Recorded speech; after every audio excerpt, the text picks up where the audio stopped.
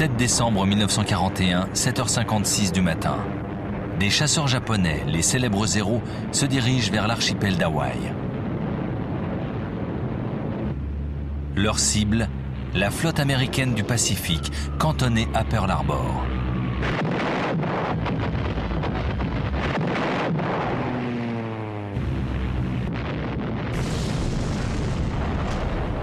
Plusieurs bâtiments sont piégés dans le port.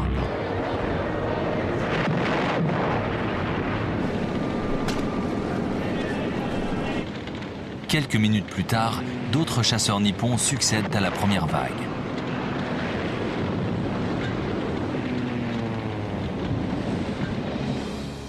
À 8h35, 2 navires de guerre ont été coulés. 2 sont sur le point de sombrer et 2 autres ont été sévèrement endommagés.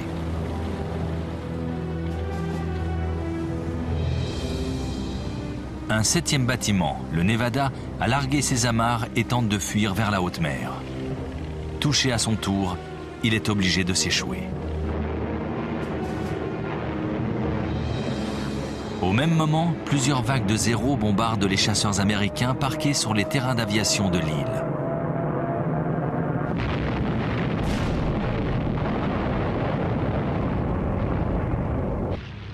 Ils s'en prennent également au baraquement.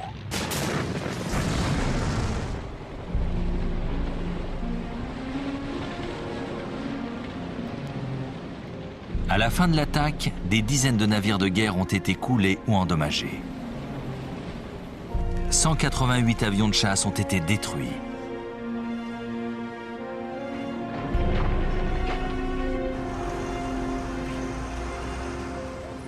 Le jour suivant, le président américain, Franklin Delano Roosevelt, déclare la guerre au Japon.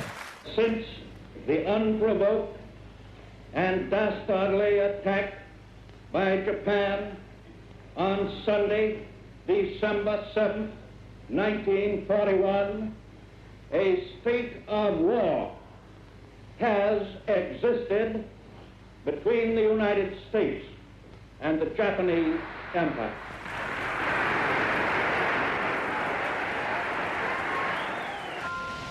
Le décor est planté. Le Japon arrivera-t-il à faire plier rapidement les États-Unis avant que leur formidable puissance ne se mette en branle? C'est le début de l'un des plus grands affrontements de la Seconde Guerre mondiale.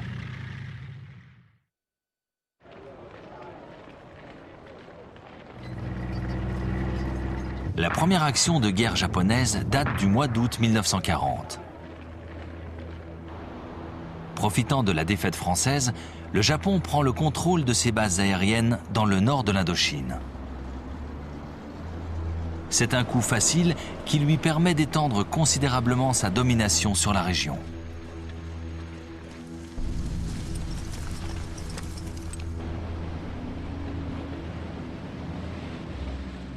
Un an plus tard, l'Empire du Soleil Levant envoie un ultimatum à la France. Les Japonais veulent utiliser toutes les bases de la colonie indochinoise. Les Français hésitent. Beaucoup trop. Les Japonais s'emparent de la totalité du territoire.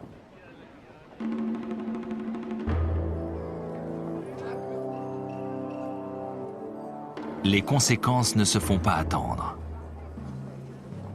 Les États-Unis gèlent les avoirs japonais à l'étranger. Le pays ne peut plus acheter de pétrole, une denrée dont il manque cruellement. Que faire? S'incliner et perdre la face? Ou poursuivre la conquête?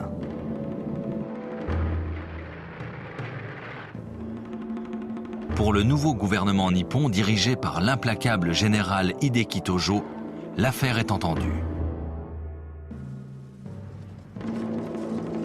Ordre est donné à tous les officiers supérieurs de se préparer. Ce sera la guerre. Les cibles, tous les territoires d'Asie contrôlés par les Britanniques, les Français, les Hollandais et les Américains. Un seul but, une victoire totale et rapide.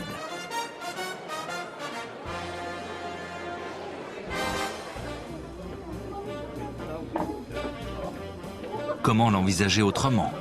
Pour les Japonais, les Américains sont des jouisseurs, des lâches, qui n'auront pas le cran de supporter les affres d'un conflit sanglant. Les amiraux japonais sont persuadés que la destruction de la flotte américaine stationnée dans le Pacifique sera un coup mortel, que Washington demandera grâce aussitôt. Le lieu de l'attaque va rester dans l'histoire, Pearl Harbor. C'est l'amiral Isoroku Yamamoto, commandant en chef de la flotte japonaise, qui aura l'honneur de mener l'offensive.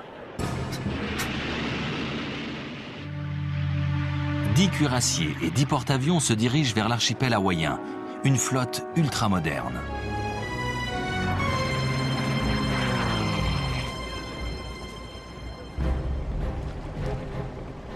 Face à eux, les Américains n'opposent que 8 cuirassiers datant de la Première Guerre mondiale et 2 porte-avions.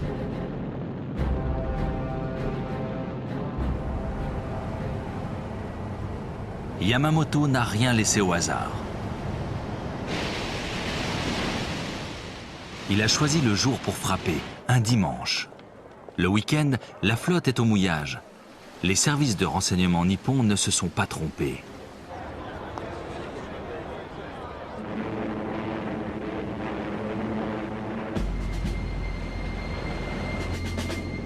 Le mot d'ordre est simple, silence radio. Dans le plus grand secret, Yamamoto a réuni toute sa flotte dans la baie de Tankan, au nord des îles Kuriles. Le 26 novembre 1941, les étraves fendent les flots.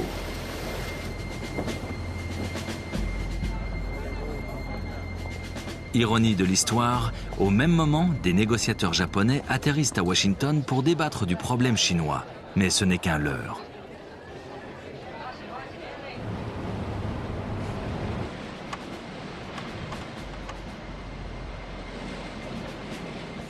Après 7 jours de mer, la flotte japonaise est réapprovisionnée.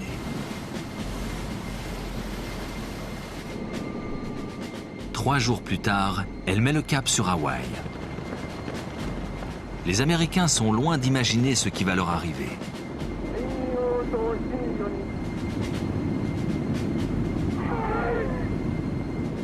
À 6 heures du matin, ce 7 décembre 1941, une première vague de chasseurs bombardiers prend son envol.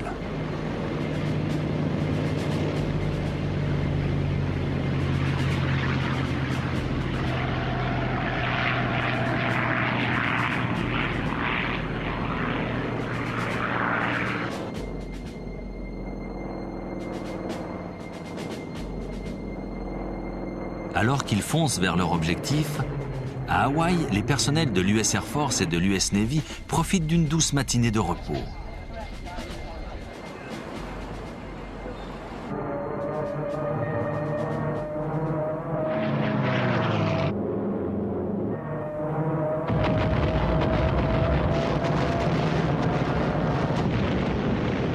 Deux heures et 15 minutes plus tard, Pearl Harbor est balayé par un déluge de feu. Le plan de Yamamoto a fonctionné à la perfection, à un détail près. Les porte-avions américains n'étaient pas dans le port. Les 2 bâtiments ont échappé à l'attaque.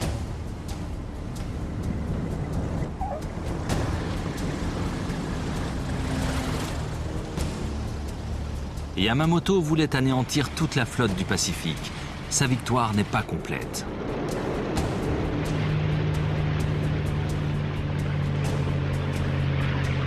Les forces aéronavales américaines sont intactes. Mais les États-Unis sont sous le choc. Après l'incrédulité et le désarroi, c'est la fureur.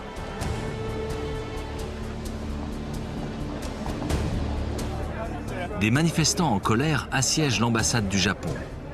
L'attaque vient de réveiller un géant assoupi. Le secrétaire d'État à la Marine, Frank Knox, exprime la pensée de tous lorsqu'il déclare « Les Japs ont déclenché cette guerre, on va se charger de la terminer ».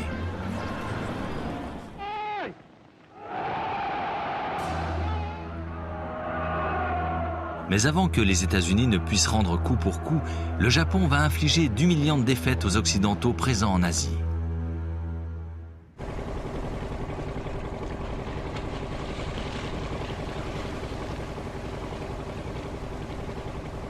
Décembre 1941. Les États-Unis pansent leur plaie. Le Japon en profite.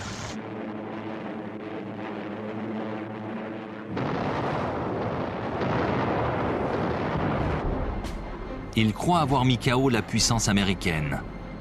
C'est au tour des Britanniques.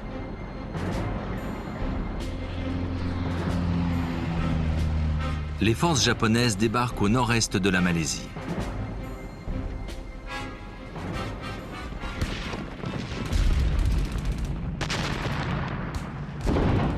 Elles doivent atteindre le sud du pays en suivant la côte.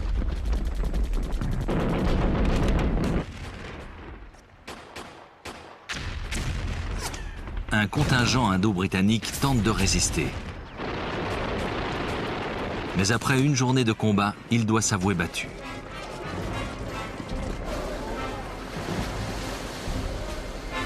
Pendant ce temps, le nord de la Thaïlande est le théâtre d'un second débarquement japonais.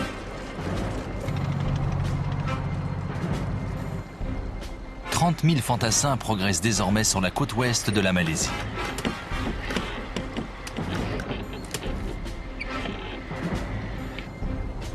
Leur but, Singapour, centre administratif et militaire de l'autorité anglaise dans le sud-est asiatique.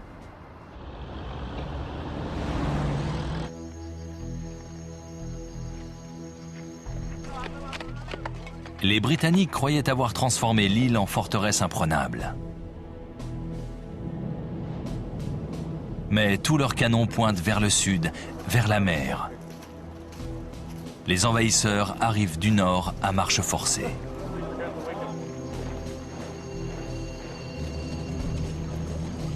Les officiers de Sa Royale Majesté commettent une autre erreur. Ils considèrent que leurs adversaires sont de piètres combattants, incapables de traverser la jungle malaisienne. Les Japonais leur réservent bien des surprises.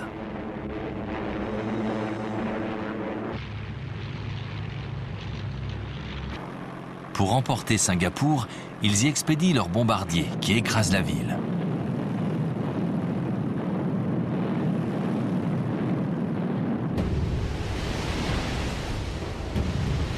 Les Britanniques ripostent. Ils envoient le nouveau fleuron de leur flotte, le Prince de Galles, et un croiseur, le Repulse, pour détruire les convois de troupes japonais. Les deux navires sont aussitôt pris à partie par les chasseurs bombardiers nippons.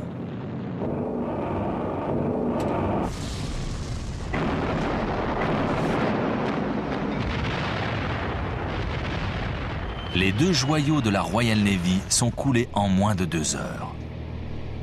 Plus de 1000 hommes d'équipage périssent durant la bataille. Pour les Britanniques, c'est le plus grand désastre maritime de la Seconde Guerre mondiale. Cette défaite sonne le glas des grands cuirassiers de la Royal Navy. Elle marque aussi l'avènement d'une nouvelle force de frappe, l'aéronavale.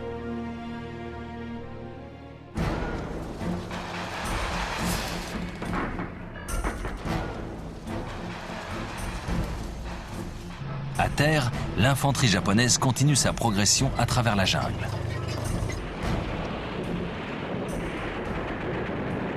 Kuala Lumpur est prise le 11 janvier 1942. Les forces britanniques battent en retraite et se replient sur Singapour.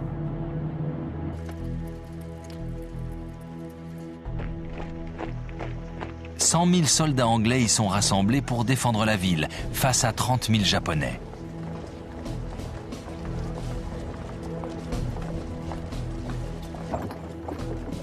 Mais supériorité numérique.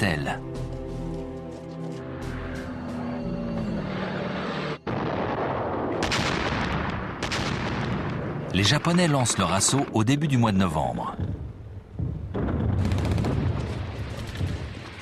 La ville est soumise à un bombardement intensif.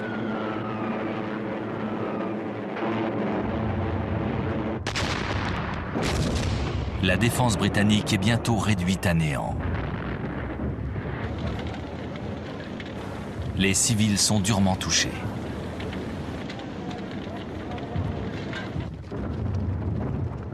Quatre jours après le début de l'attaque, les Japonais percent les dernières lignes de défense.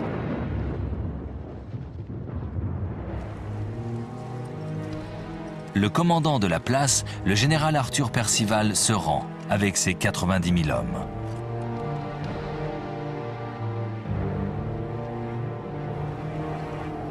C'est une catastrophe. Jamais dans l'histoire de l'armée britannique, un commandant de cette importance ne s'était rendu à un ennemi inférieur en nombre.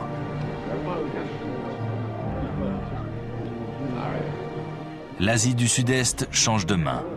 2 siècles de domination britannique viennent de s'effondrer en seulement 10 semaines.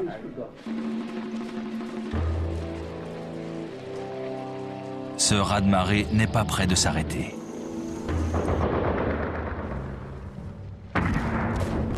L'armée japonaise vole de triomphe en triomphe.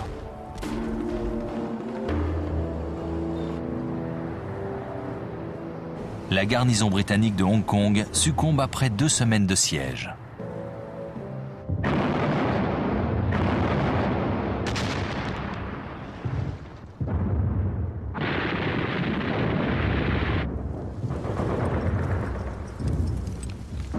Aux Philippines, les Américains aussi sont en fâcheuse posture.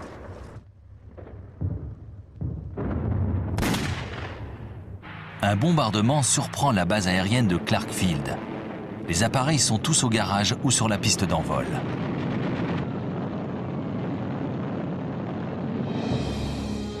La plupart sont détruits.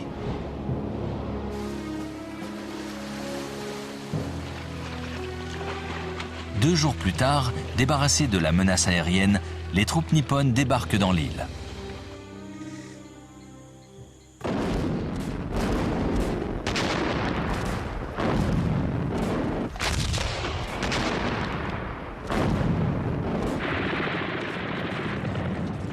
Les forces locales s'évanouissent dans la nature.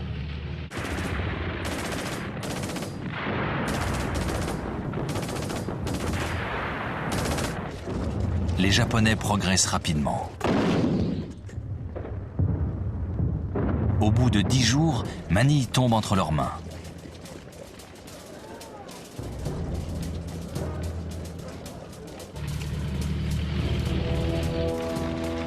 Les forces américaines sont contraintes de se réfugier dans la péninsule de Bataan. Elles y espèrent l'arrivée providentielle de renforts. Mais personne ne viendra.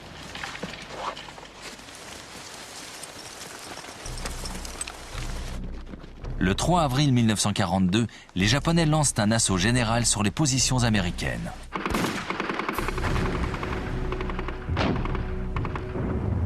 Après 4 jours de combat au corps à corps, elles cèdent enfin. La garnison se rend 2 jours plus tard.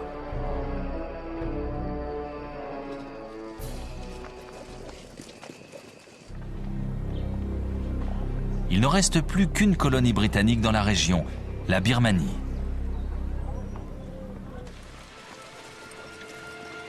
Au début de l'année 1942, les forces nippones pénètrent dans le sud du pays.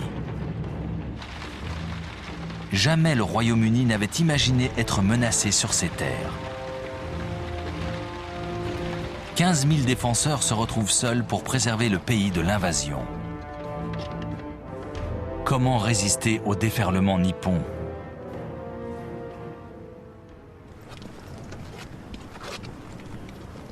Les hommes se battent avec l'énergie du désespoir, mais la cause est perdue d'avance.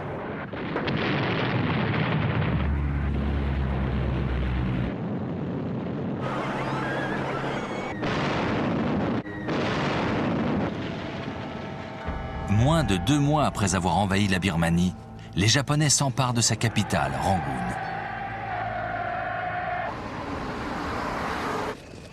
8 semaines plus tard, tous les Britanniques ont été expulsés du pays. En 6 mois seulement, le Japon s'est rendu maître du sud-est asiatique. Cette guerre éclair a bouleversé la physionomie de la région. Plus rien ne sera pareil en Asie. Malgré ses écrasantes victoires, le Japon montre des signes de faiblesse. L'Empire du Soleil Levant serait-il un colosse aux pieds d'argile ?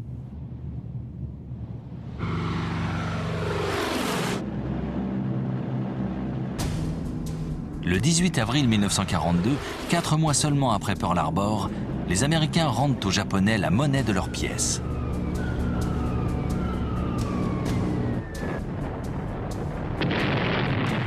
Des bombardiers lâchent leur cargaison mortelle sur Tokyo, non loin du palais de l'empereur.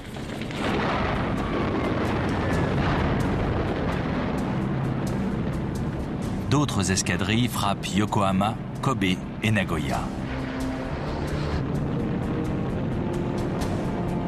Le raid, monté avec l'aval du président Roosevelt, est particulièrement périlleux.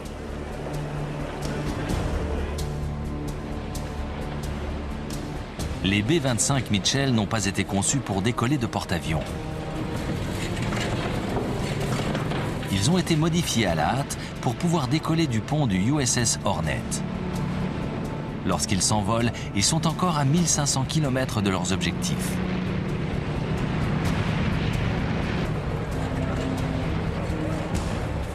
Mais l'opération est un franc succès.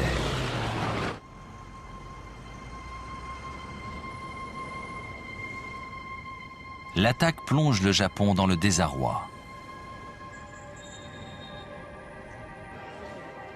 La mère patrie vient d'être durement frappée après 4 mois de victoire sur tous les fronts.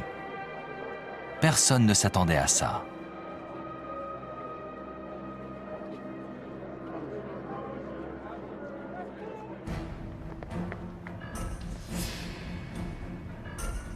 Les stratèges japonais n'ont plus qu'une idée en tête, défendre le pays. Ils vont s'y employer en lançant une offensive pour s'emparer de toutes les îles du Pacifique. Fortifiées, elles doivent se transformer en postes avancés.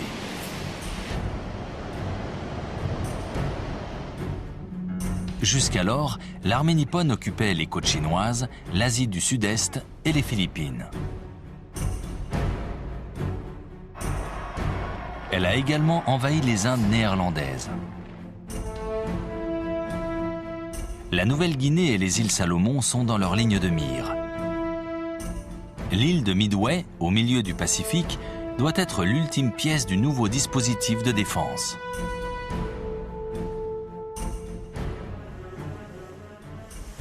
Mais avant même que les Japonais n'aient fini de rédiger leur plan de bataille, un élément capital va jouer contre eux. Les services de renseignement américains ont brisé leur code secret.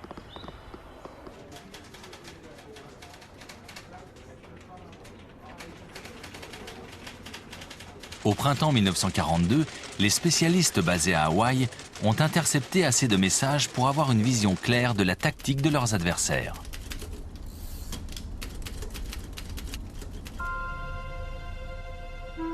Le commandant en chef des forces américaines dans la région, l'amiral Nimitz, sait ce que signifie la perte des îles Salomon et de la Nouvelle-Guinée.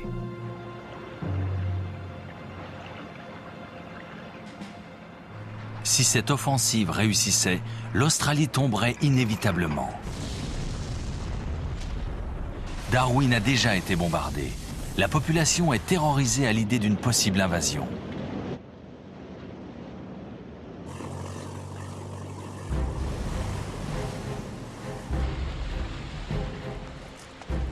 Au début du mois de mai 1942, les stratèges nippons exécutent leur plan. Les forces japonaises s'emparent des îles Salomon.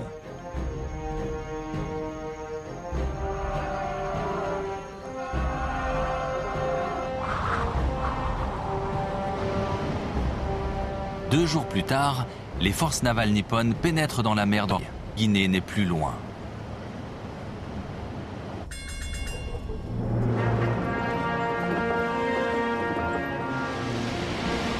Mais cette fois, les Américains ont un coup d'avance. L'amiral Nimitz a dépêché sur place 2 porte-avions et une flottille de navires de guerre.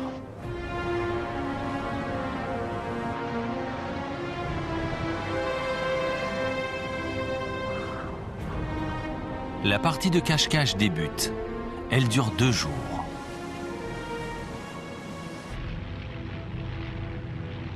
Le 7 mai, des chasseurs bombardiers américains localisent et coulent le porte-avions Shoho.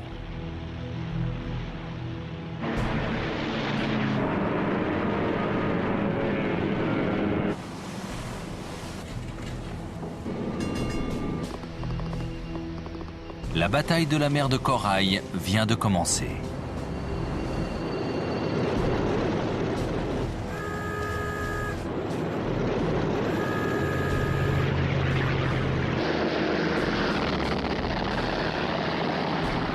Les Japonais ripostent, expédiant sur leurs adversaires une multitude de torpilles et de bombes.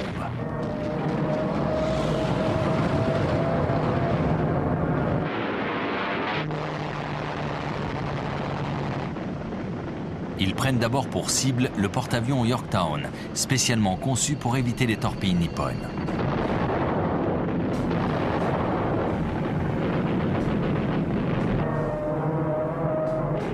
Mais c'est une bombe qui va lui porter un coup fatal. Elle transperce 4 ponts avant d'exploser. 37 marins sont tués.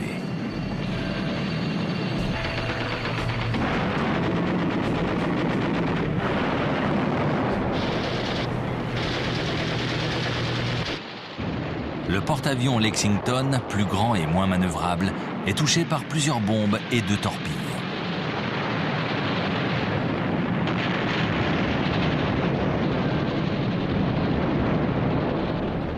La liste de ces avaries s'allonge dangereusement.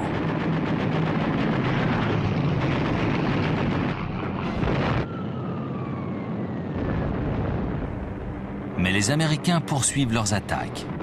Ils se concentrent sur le porte-avions Shokaku.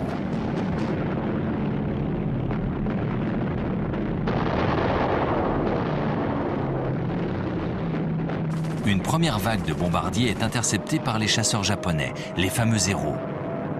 Les avions américains sont contraints de larguer leurs torpilles bien avant leur cible. Les projectiles s'enfoncent tous dans l'océan.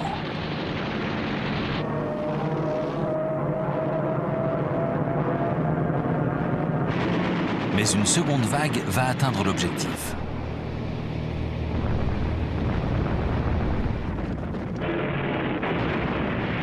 Le pont d'envol du Shokaku est si endommagé qu'aucun avion japonais ne peut plus l'utiliser.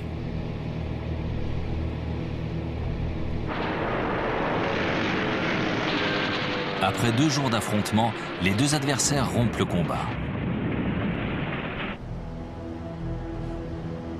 Le même jour, dans l'après-midi, une formidable explosion ébranle le Lexington.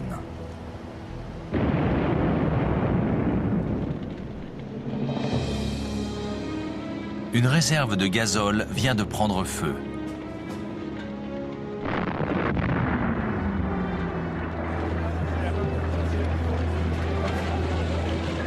« 215 des 3000 hommes d'équipage seront tués.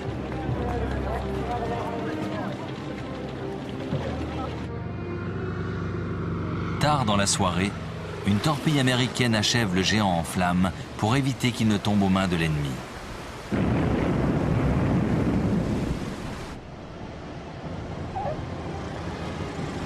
Sur le papier, la bataille constitue une victoire japonaise. Le Lexington représentait 1/4 de la capacité de transport aéronaval américaine dans le Pacifique. Mais stratégiquement, l'affrontement est un succès pour les Américains.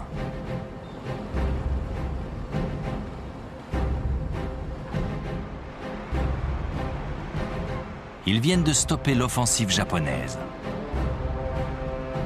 Ils ont sauvé l'Australie.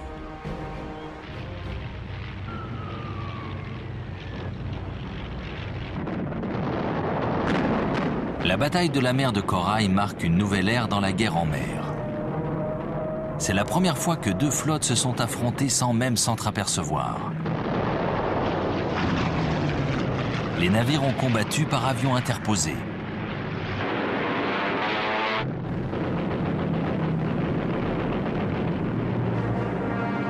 Des 2 côtés, on va se préparer à cette nouvelle forme de combat naval. La prochaine rencontre sera décisive.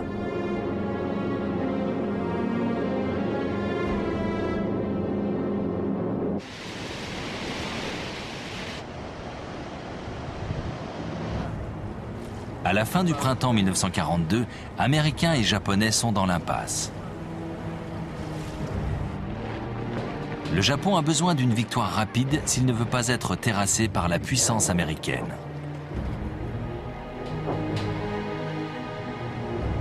Dès la mi-mai, l'offensive reprend. Les services de renseignement américains sont à l'affût.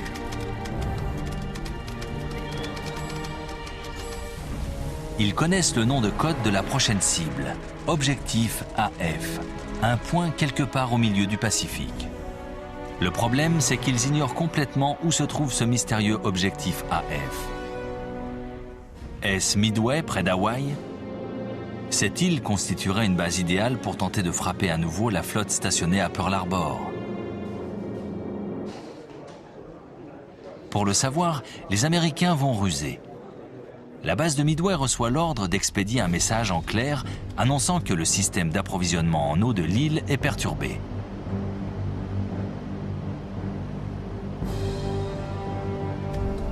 Presque aussitôt, un message japonais est intercepté.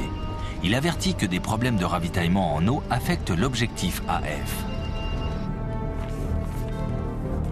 Cet objectif est donc Midway. Nimitz sait où et quand ses ennemis vont attaquer.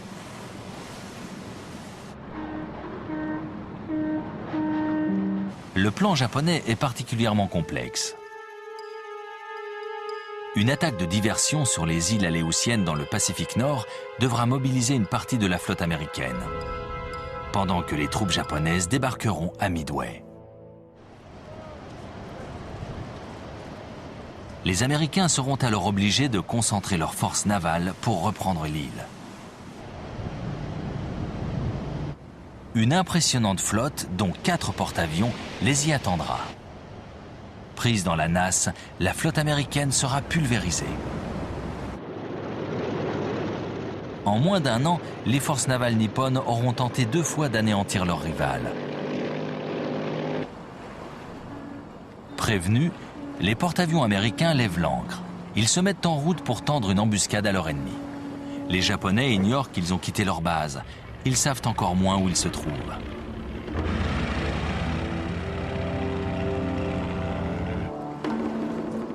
Le 3 juin 1942, comme prévu, le feu s'abat sur les îles aléoutiennes.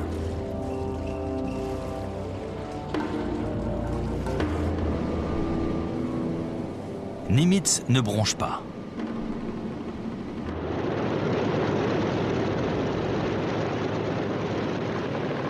Le jour suivant, à l'aube, une première vague d'appareils teste les défenses de l'île de Midway.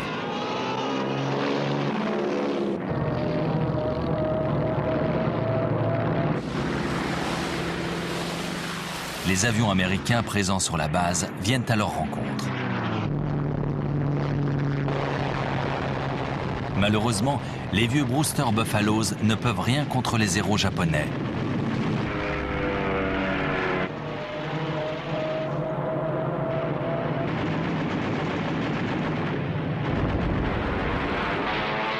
Mais leur sacrifice a permis aux défenseurs de s'organiser. Objectif AF ne sera pas une proie facile.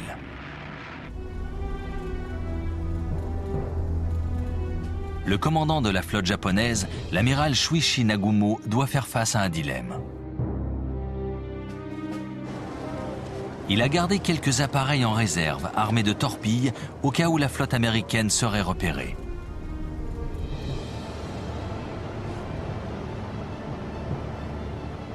Doit-il faire changer les munitions de ces appareils et permettre à une deuxième vague d'écraser l'île à fragmentation?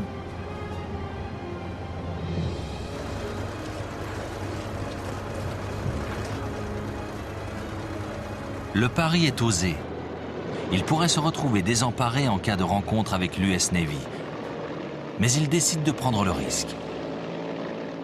C'est à ce moment précis que lui parvient une information importante. Les navires américains ont été repérés. Seul problème, le pilote de l'avion de reconnaissance qui les a survolés n'a pas identifié formellement les porte-avions. Peut-être n'est-ce donc qu'une simple flottille. Nagumo ne sait quelle décision prendre. Doit-il confirmer le second raid sur Midway? Doit-il, au contraire, faire réarmer ses avions afin de se préparer à attaquer ses adversaires en mer? Finalement, il se résout. il va poursuivre les bombardements sur l'île.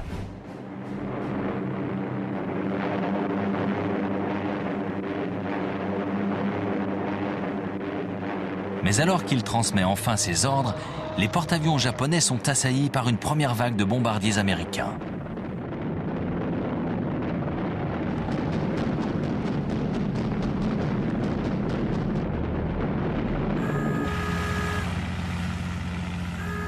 Aucun des appareils japonais ne peut intervenir, mais l'attaque est repoussée.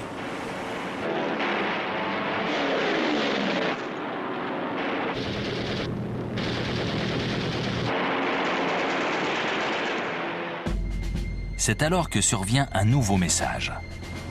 Les porte-avions ont été identifiés au milieu de la flotte des assaillants. Nagumo doit changer ses plans. Ces avions sont en cours de réarmement. Il décide quand même d'abandonner Midway pour monter à l'assaut de la flotte ennemie.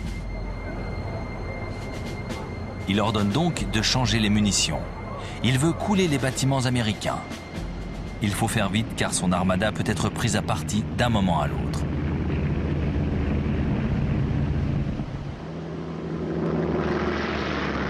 Effectivement, à peine les ordres transmis, des bombardiers américains obscurcissent l'horizon. Ce sont de vieux modèles, ils volent très bas et n'ont aucun support aérien.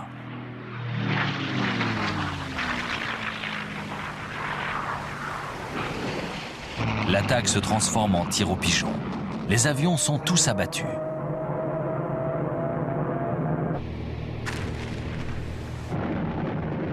Nagumo jubile. Dans quelques minutes, ses héros seront prêts. La flotte américaine est à sa merci. Mais ce sont quelques minutes de trop. Au moment même où il va transmettre ses ordres, un grondement sourd enveloppe ses navires. Une nuée de chasseurs bombardiers transperce les nuages. Ils plongent en piqué sur leur cible. Les Japonais sont pris par surprise.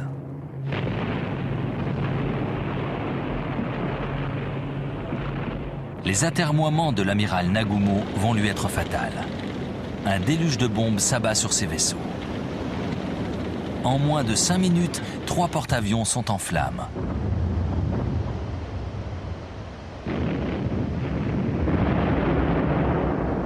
Ils vont couler dans la journée.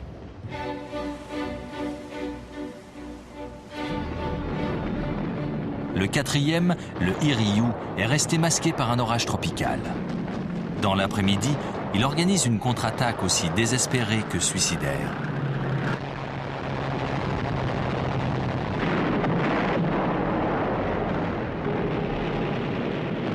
Le porte-avions Yorktown est sévèrement endommagé.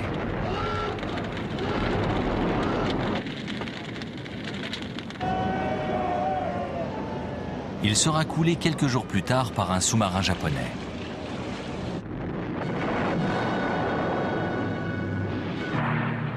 Mais la résistance nippone est vite annihilée. En fin d'après-midi, le Hiryu n'est plus qu'une épave dévorée par les incendies.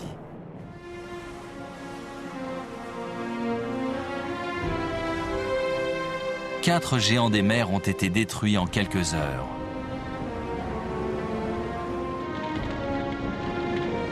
Bien sûr, la bataille de Midway n'est pas décisive. Mais le Japon vient de perdre ses meilleurs porte-avions et 332 appareils. 2000 marins sont morts ou portés disparus.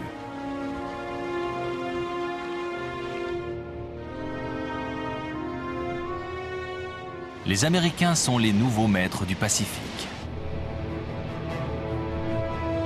Pourtant, les Japonais ont encore des cartes à jouer sur terre et dans les airs, car leur force aérienne reste redoutable. Dans les mois qui suivent, ils vont prouver qu'ils n'ont pas dit leur dernier mot.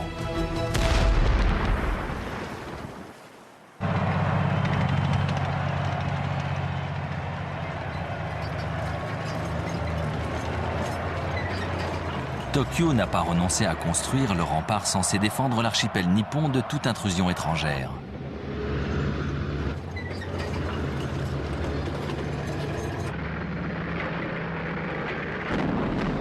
Malgré le désastre survenu à Midway, l'objectif est inchangé: conquérir la Nouvelle-Guinée et les îles du centre Pacifique. Les stratèges japonais ont échafaudé un nouveau plan: privilégier les offensives terrestres. Le 21 juillet 1942, des troupes aguerries, rodées aux opérations dans la jungle, débarquent sur la côte nord de la Nouvelle-Guinée. Elles prennent la direction de l'ouest. Objectif: Port Moresby, la capitale. Rien ne leur résiste. Les forces australiennes sont littéralement submergées par le nombre.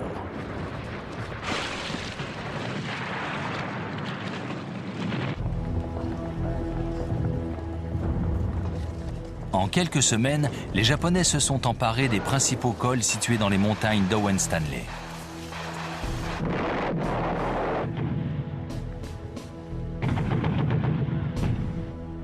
C'est là qu'elles vont attendre des renforts avant de foncer sur Port Moresby.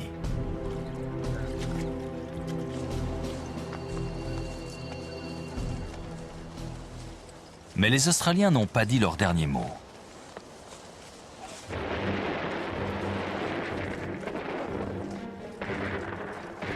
Lorsque les Japonais se mettent en marche, ils comprennent vite que la prise de la ville ne sera pas aussi simple que prévu.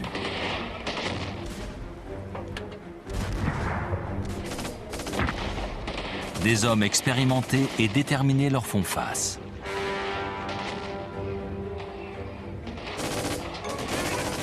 Les Australiens s'accrochent au terrain. Les Japonais n'avancent pas d'un pouce.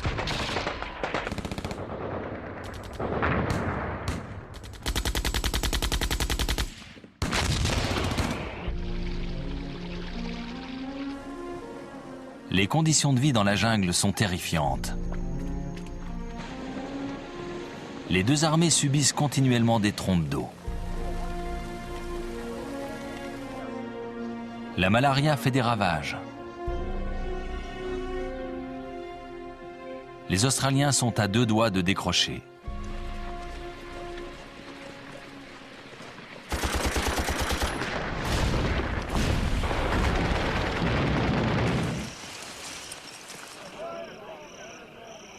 Après 2 mois d'intenses combats, les Japonais sont à moins de 45 km de Port Moresby.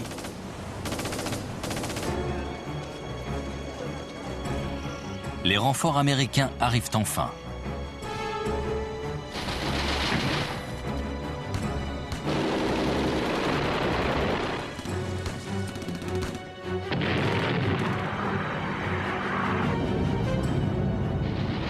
En septembre, c'est au tour des Japonais de reculer.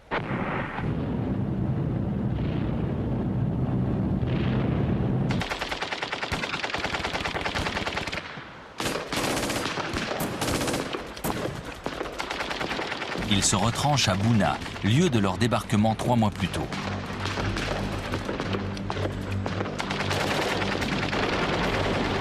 La plupart d'entre eux préfèrent mourir plutôt que de se rendre.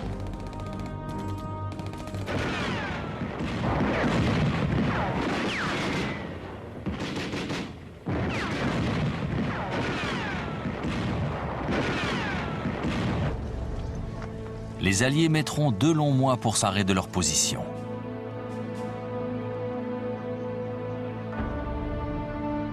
La bataille s'achève dans un bain de sang.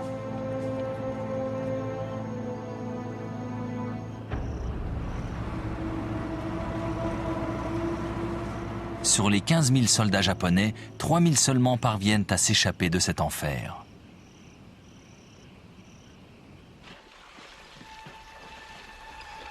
L'état-major japonais commence à douter. Leur flotte est en grande partie détruite. La dernière offensive terrestre est un désastre.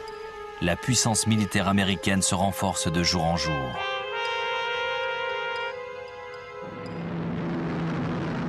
Il ne leur reste plus qu'une chance, s'imposer dans les airs.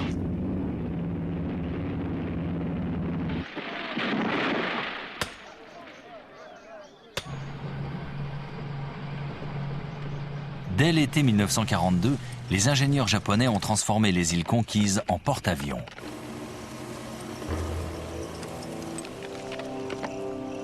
L'une des plus importantes se trouve dans le sud des îles Salomon, c'est Guadalcanal.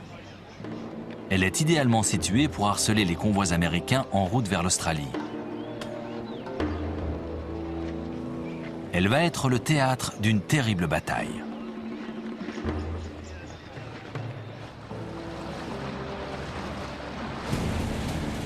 En juillet 1942, des unités de Marines débarquent sur ces plages paradisiaques.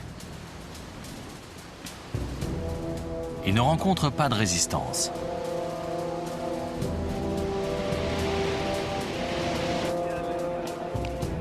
Leur objectif est simple, s'emparer de la piste en construction pour en faire une base aérienne. Mais les Japonais n'ont pas l'intention de les laisser faire. La nuit même, une flotte envoyée sur place débarque des troupes et attaque les navires américains.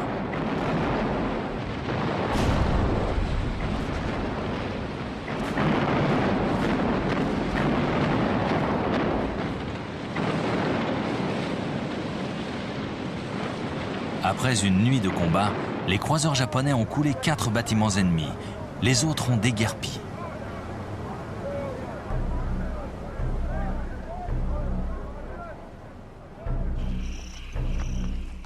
Désormais, les Marines sont seuls sur l'île, sans ravitaillement, manquant d'à peu près tout. Pauvre Robinson abandonné au milieu du Pacifique. Ils n'ont plus qu'à se retrancher autour du tarmac. Travaillant d'arrache-pied, malgré les attaques et les bombardements, les Marines utilisent les bulldozers japonais pour achever la piste d'atterrissage au plus vite.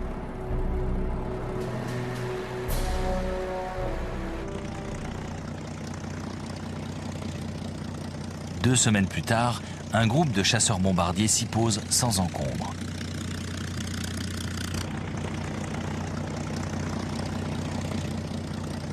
Il était temps.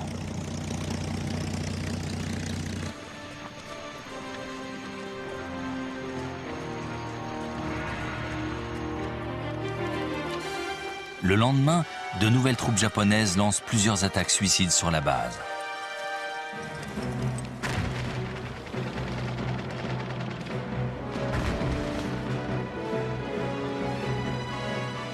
Dans les mois qui suivent, les vagues fanatisées se succèdent, montant à l'assaut pour anéantir les Marines.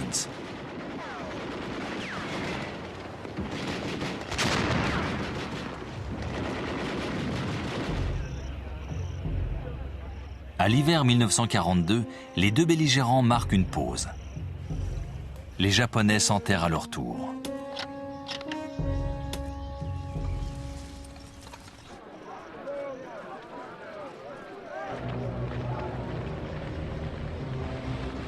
En décembre, les Marines sont enfin relevés. Ils ont tenu 6 mois dans l'enfer de Guadalcanal.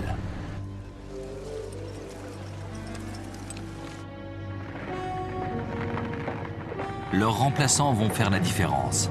Ils reprennent l'offensive et annihilent une à une les poches de résistance nippones.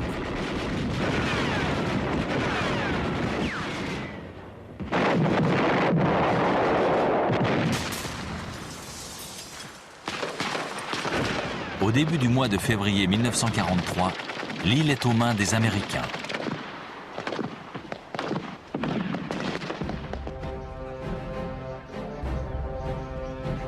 Après avoir été vaincus en mer, les Japonais viennent d'être battus sur terre, perdant tout espoir de construire des bases aériennes dans le Pacifique. La guerre éclair asiatique n'a été qu'un atroce feu de paille. L'Empire du Soleil Levant a réveillé le colosse endormi. La puissance américaine s'accroît un peu plus chaque jour. Rien ne semble pouvoir l'arrêter. Ce qui vient de se jouer dans le Pacifique au cours de l'année 1942 va sans doute changer le cours de cette guerre.